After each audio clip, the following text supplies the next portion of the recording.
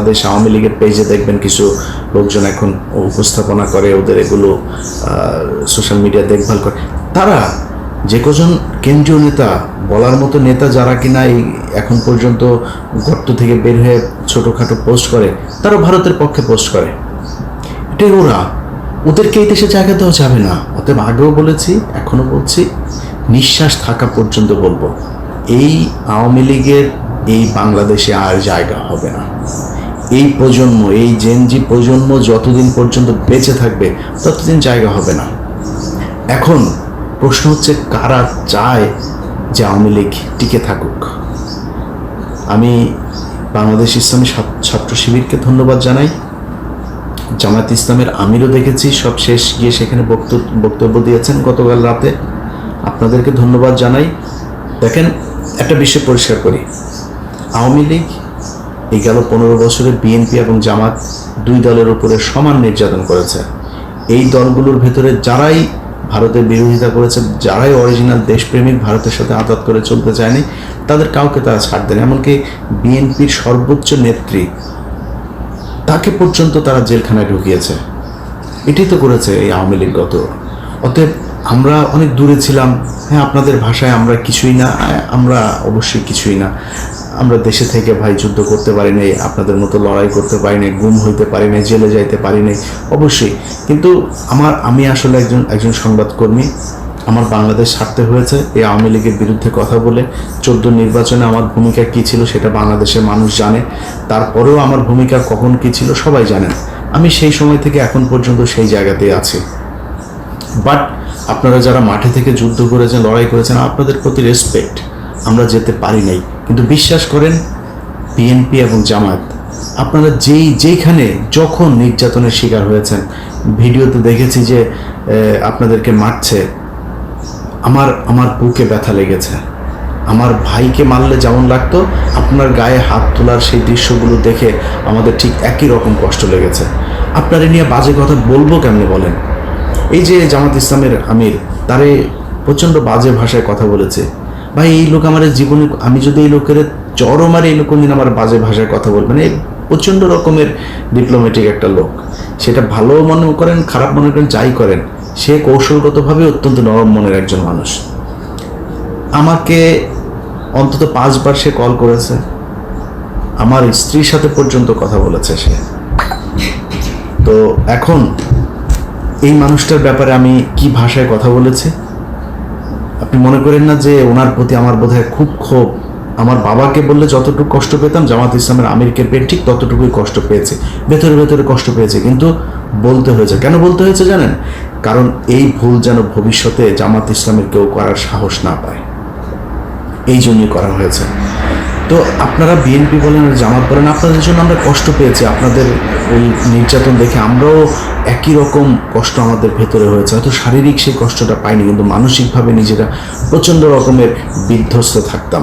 এটা আমি একা না, এই বাংলাদেশের বাইরে যারা বিদেশে ছিল অনেক মানুষ, আপনাদের চাইতেও বেশি সোশ্যাল মিডিয়াতে বসে বসে আমরা দেখতাম এগুলো, কষ্ট পেতাম, এগুলো নিয়ে আলাপ করতাম, কি করা যায়। এই বাইরের মানুষ রেমিটেন্স স্ট্রাইক করেছেন, করেন নাই? আপনাদেরকে খারাপ ভাষায় কথা কেমনে বলবো বলেন? কিন্তু আপনারা আওয়ামী লীগ নিষিদ্ধ চান না, কেউ কেন চান না ভাই? এই রাজনীতি আপনাদেরকে কে শিখিয়েছে যে আওয়ামী লীগ সরে গেলে আপনাদের সমস্যা হবে? এই রাজনীতি কোত্থেকে শিখছেন? আরে ভাই, যত কিছু বিএনপি কোনোদিন জামাত ইসলামকে নিশ্চিহ্ন করে দিতে যাবে না। জামাত ইসলাম কোনোদিন বাংলাদেশ জাতীয়তাবাদী দলকে নিশ্চিহ্ন করে দিতে পারবে না, যাবেও না। অতএব থাকেন, বিশাল স্ট্রং দুইটা বিরোধী দল। তো আপনারা বিরোধী দল আরেকটা লাগবে কেন? দরকার কি? কেন জোর করে এনে তাদেরকে বসে? বাংলাদেশের মানুষ চায় না। এই ব্যাপারে যেখানে কথা বলতে যাবেন ওই জায়গাতেই আটকায় যাবেন বাধ্য হয়ে। এই যে পরে দেখেন ছাত্রদল মিছিল করেছে, যুবদল মিছিল করেছে, আনন্দ মিছিল করেছে না? আওয়ামী লীগের এই কার্যক্রম সব নিষিদ্ধ করেছে। তো এখন মানুষ তো চায়, তারা নিষিদ্ধ হোক। কিছু মানুষ, ভারতীয় চর যারা আছেন, তারা যদি নাকি না চান, এটাতে যাবেও না, আসবেও না। অতএব মাথায় রেখেন, আপনাদেরকে এই আওয়ামী লীগ এবং ভারত, এই জায়গায় আপনাদেরকে ঠিক থাকতে হবে। এখনো পর্যন্ত প্রথম আলো, সন্তোষ শর্মা। আমরা কোনো পত্রিকা টেলিভিশনের বিরোধিতা করছি না, আমরা গণমাধ্যমের স্বাধীনতা চাই, পূর্ণ স্বাধীনতা চাই। আজকে আমার ডক্টর কনক সারোয়ার পিনাকিদা আমাদের ইউটিউব চ্যানেল ভারতে ব্লক করে দেওয়া হয়েছে। কনক ভাই সবার আগে দেখেছে, দেখে আমাদের দেখলাম, আমি আমার ইমেল চেক করে দেখলাম, আমারও সেম, ভারতে আমাদের নিষিদ্ধ। তো এটাই তো, তারা হচ্ছে গণতন্ত্রের, সারা পৃথিবীতে তারা গণতন্ত্রের সবচাইতে বড় দেশ, তারা জাকির নায়ককে নিতে পারে নাই। এরা নাকি আবার ধর্ম এদেরকে এদের দেশে যায় যে তসলিমা নাসরিন বসে বসে আমাদেরকে ধর্ম নিরপেক্ষতা শিখায়। এটা যদি ধর্ম নিরপেক্ষতা হয়, জাকির নায়ককে ছাড়লি কেন? জাকির নায়ক তো কারো পেটায় নাই তো, জাকির নায়ক কোনো মানে নিজের বর্ণনাও করে নাই, আপনার ধর্ম থেকে আপনাকে বুঝাই দিচ্ছে। আর 5 বছর দিলে না, এরপরে আর লোক খুঁজে পাওয়া যেত না আপনাদের। জয় শ্রীরাম বলার লোকটা খুঁজেও পাইতেন না, আর যেই ভয় আপনারা পারেন নাই। 3টা ইউটিউব চ্যানেলের ধাক্কা তাই সামাল দিতে পারেন না। এটা হচ্ছে ভারত। তো এখন এই বাক স্বাধীনতা ভারতের মতো আমাদের হোক, সেটা আমরা চাই না, আমরা বাক স্বাধীনতা চাই। কিন্তু যেই প্রথম আলো সরাসরি তারেক রহমানকে নিয়ে, খালেদা জিয়াকে নিয়ে কি নাই এমন বলে নাই। কয়দিন ধরে 2-3টা পত্রিকা প্রথম আলো সরাসরি পারে না, তো এদের আন্ডা বাচ্চা কয়েকটা আছে, এর মধ্যে একটা ডয়চে ভেলে ওরে যেখানে পাবেন সেখানে ওরে এই গত কয়েকদিনের জবাব চাবেন। বাংলা ট্রিবিউন, আমরা কিন্তু খোঁজ খবর কিন্তু নিচ্ছি। যদি কেউ মনে করেন যে চিপা চাপা দিয়ে বেঁচে যাবেন, সুযোগ নাই, এখান থেকে বের হইতে পারবেন না। টুডে টুমোরো আপনাকে এখান থেকে যাইতে হবে। আপনার যে বাপের আপনারা বাঁচায়, ওই বাপের যেদিন গলায় পাড়া দিয়ে ধরা হবে, সেদিন কিন্তু ঠিকই আপনিও আপনার পিছনে আর কোনো কেউ থাকবে না। গত কয়েকদিন আগে, 2-3 দিন আগে এনি সাহেব প্রথম আলোর সাথে বৈঠক করেছেন, আমরা সেই বৈঠক দেখেছি। সেই বৈঠকের পর আপনারা ছবি তুলে আপনাদের বাংলাদেশ জাতীয়তাবাদী দল বিএনপির পেজে দিয়েছেন, সেটাও আমরা দেখেছি এবং সেটা মনে রেখেছি। ভাই,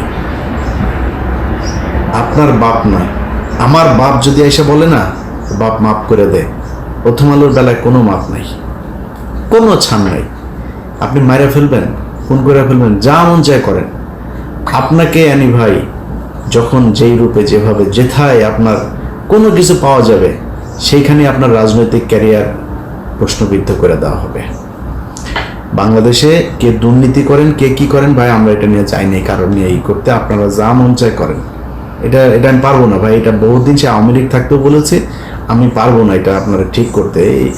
এই চাঁদাবাজি আর ধান্দাবাজি এগুলি চলতেই থাকবে। এটার জন্য যা করার দরকার সেটা এই দেশের রাজনৈতিক দলকেই সে ঠিক করতে হবে। প্রতি 5 বছর পর যখন ধরেন বিএনপি আসবে, এরপরে জামাত আসবে, আবার জামাত আসবে, জামাত ধান্দাবাজি করলে আবার বিএনপি আসবে, আস্তে আস্তে একটা জায়গায় যায় পৌঁছাবে। সো আমি ওইটা নিয়ে যুদ্ধ করতে আসিনি, ওইটা নিয়ে আমার জানার বিষয় না। কিন্তু ভারতের ব্যাপারে যদি নাকি আমরা কোনো দেখি, প্রথম আলো, ডেইলি স্টার, সন্তোষ শর্মা, আওয়ামী লীগ, এইসব ব্যাপারে ভাই যারাই করবেন, আমরা তাদেরকে কিন্তু, আমি অন্তত ভাই তারে কিন্তু তার জীবনের সারা জীবন আমি চৌকিদারের মতো তার পিছনে পিছনে কিন্তু থাকবো। কখন কোন দিক দিয়ে কি বের হয়ে যাবে, কি করে ফেলবো, এটা টেরও পাবেন না। অতএব আবারও সাবধান করে দিচ্ছি, আবারও সাবধান করছি, প্রথম আলো, ডেইলি স্টার, সন্তোষ শর্মা, এইদিকে এই ভারত, এইসব ব্যাপারে যদি নাকি কারোর ভেতরে কোনো ধরনের দুর্বলতা, গাফেলতি, কোনো কিছু যদি দেখি, তাহলে কিন্তু তার জন্য বাংলাদেশে রাজনীতি করা কঠিন হয়ে যাবে। মানে আমি বিশাল কিছু আপনাকে ধমক দিচ্ছি এটা না, বাংলাদেশে মানুষ চায় না। আপনি এই মুহূর্তে যদি গোলাম ময়লা রনির দিকে একটু তাকান, তাহলে বুঝতে পারবেন এই দেশের মানুষ কি চায়। আসিফ নজরুল এই মুহূর্তে পদে আছে, টাকা পয়সা কামাচ্ছে কিছু। আসিফ নজরুলের এই মুহূর্তে কিছু টাকা ছাড়া আর কিচ্ছু নাই। ওরে রাস্তাঘাটে পোলাপান যদি ঠিকমতো পায়, তাহলে জুতার মধ্যে হাগু লাগায় ওরে পেটাবে। অতএব বাংলাদেশের মানুষ কি চায়, কি পছন্দ করে, কোনটা এই দেশের জন্য, এই দেশের নিরাপত্তার জন্য প্রয়োজন, সেটা আপনাকে চিন্তা করতে হবে, সেটা করতে হবে। এই সুযোগ পৃথিবীর বাংলাদেশের ইতিহাসে আবার 100 বছরে আসবে কিনা ঠিক নাই। এই সুযোগ আপনাকে কাজে লাগাইতে হবে ভাই। আপনার রাজনীতি নিয়ে আমি আপনার রাজনৈতিক প্রতিদ্বন্দ্বীও হইতে আসি নাই, আপনার নিয়ে আমার কোনো সমস্যা নেই। আপনি কই ধান্দাবাজি করেন, কি করেন ভাই, একান্ত আপনার ব্যাপার, আপনার দলের ব্যাপার, ওই এলাকার জনগণের ব্যাপার, প্রশাসনের ব্যাপার। আমি আপনার ব্যাপারে নাক গলাইতে যাব না। কিন্তু আপনি যখন আমি প্রথম আলো, ডেইলি স্টার আর এই ইন্ডিয়া আওয়ামী লীগ এইসবের ব্যাপারে কারো কোনো কিছু দেখব, তারা কিন্তু ভাই সর্বোচ্চ দেখে দেওয়া হবে। আবারও বলে রাখলাম। যাই হোক, যেসব ছাত্র নেতারা যারা কিনা আমি এই 5 আগস্টের মতো একটা ঘটনার মধ্য দিয়ে বাংলাদেশের মানুষকে স্বাধীন করে দিয়েছে, আওয়ামী লীগ নিষিদ্ধ হয় বাংলাদেশে, এটা আমরা দেখতে পারবো, এটা আমাদের কাছে স্বপ্ন ছিল, এটা হচ্ছে। এবং যেটা হয়েছে, এখানে অনেক ধরনের ফাঁকফোকর রেখে আওয়ামী লীগের কার্যক্রম নিষিদ্ধ, দল নিষিদ্ধ না, আইনগতভাবে নিষিদ্ধ করা হবে। আপনাদের জনগণ বলছে নাকি যে আইন দেখায় তারপরে নিষিদ্ধ করতে হবে? আইনগতভাবে বলছে? আপনি আইনগতভাবে তো এমনিই হবে। আর ভাই, আন্তর্জাতিক অপরাধ ট্রাইব্যুনালে যে মামলা চলছে, গুম কমিশনের যেগুলো চলছে, বিডিআর যে সবগুলোতেই হবে, নিষিদ্ধ হবে। তো আপনি এটা, আপনার সমস্যা কোথায়? আপনি এখন করে ফেলেন, সমস্যাটা কি ছিল? তারপরে করেন, যেটুকু করেছেন ওকে, ঠিক আছে। মানুষ যদি, জনগণ, ছাত্র জনতা যদি মেনে নেয়, আমার কোনো সমস্যা নেই। এমনিতেই পারবে না। আপনার মনে হয় যে আপনি এই সামনে নির্বাচন আসবে আর ওই নির্বাচন কমিশনের মাধ্যমে আওয়ামী লীগ যা জমা দিবে, আপনারা নির্বাচনে অংশগ্রহণ করবেন, প্রার্থিতা বা যাচাই বাছাই করে এগুলি করবেন, আপনার মনে হয় এটা আমরা মাইনে নেব? এটা সম্ভব না। এখনও গণমাধ্যম সহ বিভিন্ন জায়গায় যারা এই ধরনের চিপা চাপা দিয়ে আবার আওয়ামী লীগকে বাঁচায় রাখার, আওয়ামী লীগ আসবে আনার জন্য করবেন, এবং যারা টিকে আছেন এখনো পর্যন্ত, তাদেরকে টিকতে দেওয়া হবে না। পুলিশ বলেন, সাংবাদিক বলেন, ব্যবসায়ী বলেন, যে যেখানে আছেন, আওয়ামী লীগের যে লেসপেন্সার যারা ছিলেন, কাউকেই টিকতে দেওয়া হবে না, সবাইকেই দেখে নেওয়া হবে ইনশাল্লাহ। অতএব ছাত্ররা এবং যারা আন্দোলন করেছেন, তাদের সবাইকে আবারও ধন্যবাদ জানাই, এবং আপনাদের কাছে আমরা এই জাতি কৃতজ্ঞ। শুধু এতটুকুই বলবো ভাই, বাংলাদেশের এই যে আন্দোলন হয়েছে, এই আন্দোলনের মাধ্যমে বাংলাদেশে একটা নতুন শক্তির উদয় হয়েছে, এবং সেই শক্তিটা অবশ্যই আপনাদের এনসিপি। সো এনসিপি আমরা চাই তারা ভালো কিছু করুক, কিন্তু আপনাকে বেছে নিতে হবে আপনার প্রোডাক্ট কি, আপনি কি সেল করবেন। অর্থাৎ আপনার প্রোডাক্ট একমাত্র হচ্ছে এই জুলাই, আপনার প্রোডাক্ট হচ্ছে আওয়ামী লীগ, আপনার প্রোডাক্ট হচ্ছে ভারত। এই ভারত বিরোধিতা, আওয়ামী বিরোধিতা এবং জুলাই, এটাকে নিয়েই সামনে রেখেই আপনাদের কি করতে হবে। এটাকে আপনারা যত বড় করবেন, এই দেশের মানুষ আপনাদের পেছনে তত আসবে। আমরা আপনাদের দুর্নীতি, অনিয়ম নিয়ে আগেও বলেছি একই কথা, এখনো বলছি, তবে দুর্নীতিতে কম জড়াইলে ভালো হইতো। কেউ জড়িয়ে গিয়েছেন দল গোছানোর জন্য, টাকা পয়সা। আমি আগেও বলছি, আমি ভাই ধর্মযুদ্ধ করতে আসি নাই, এটা নিয়ে আমার কোনো সমস্যা নেই। কিন্তু আসিফ মাহমুদের সাথে আমার যে দ্বন্দ্ব হয়েছিল, সেটা হচ্ছে আসিফ ভাই, উনি প্রথমেই আসিফ নজরুলের পক্ষ নিয়ে একটা পোস্ট করলেন, তারপরে আমি কিছু বলিনি। ওইটা কিন্তু আমার ব্যক্তি আক্রমণ হয়ে গিয়েছিল, তারপর আমি কিন্তু কিছু বলিনি। কিন্তু উনি যখন প্রথম আলোর মাধ্যমে বই প্রকাশ করলেন, এরপরে আমি ওনার প্রতি খেপেছি। আমি যেইভাবেই হোক, আমি খবর পেয়েছি যে আসিফ মাহমুদ এখন আসিফ নজরুলের সাথে নেই, এবং আসিফ নজরুলের ব্যাপারে ছাত্র প্রতিনিধিরা সবাই মিলেই ডক্টর ইউনূসের কাছে তাদের যেই বিরোধের কথা সেটা জানিয়েছেন, এবং আসিফ নজরুলের ব্যাপারে তাদের যে আপত্তি সেটাও জানিয়েছেন। আসিফ নজরুলের কোনো বক্তব্য যেন ছাত্রদের বক্তব্য হিসেবে ডক্টর ইউনূস না নেন, সেটাও তিনাকে জানানো হয়েছে, এবং এই গত 8-10 দিনের ভেতরেই সেটা জানানো হয়েছে।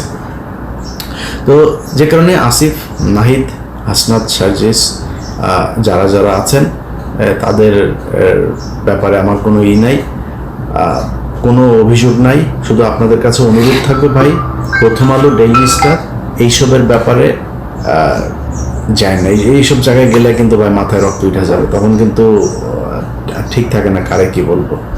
এটা ভাই আমার মানে আদর্শের খেলা, আমার একমাত্র পুঁজি এখন এই আমার মানে জীবনের টার্গেট হচ্ছে এই প্রথম আলোর এদের বিচার নিশ্চিত করা, এই সন্তোষ শর্মা সহ এদেরকে করা, এবং গণমাধ্যমে এখনো পর্যন্ত যারা আছে তাদের, এবং এদের ব্যাপারে কিছুই যে হবে না তা না, এটার ব্যাপারে আমরা কাজ করছি।